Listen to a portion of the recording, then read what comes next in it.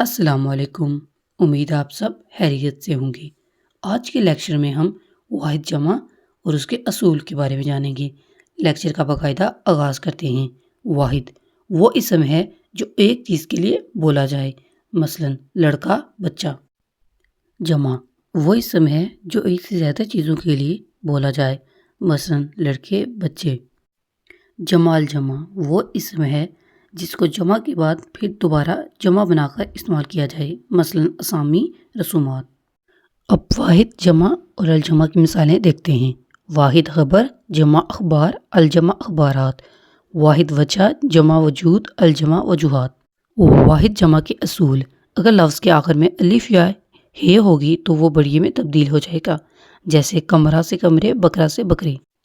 اگر لفظ کے آخر میں چھوٹی آئے تو اس لفظ کے آخر میں الف نون کا اضافہ کرنا ہوتا ہے، جیسے بکری سے بکریاں، ٹوکری سے ٹوکریاں۔ اگر لفظ کے آخر میں الف نون آئے تو الف کو حمزہ اور چھوٹی اے میں تبدیل کر دیں اور نون وہی رہے گا، جیسے کنواں سے کنویں، دھواں سے دھوئیں۔ امید آج کا لیکچر کو پسند آئے گا۔ مزید اس طرح کی ویڈیو دیکھنے کے لیے ہمارے چینل آن اردو لٹریچر اس کو سبسکرائب کیجیے۔ شکریہ۔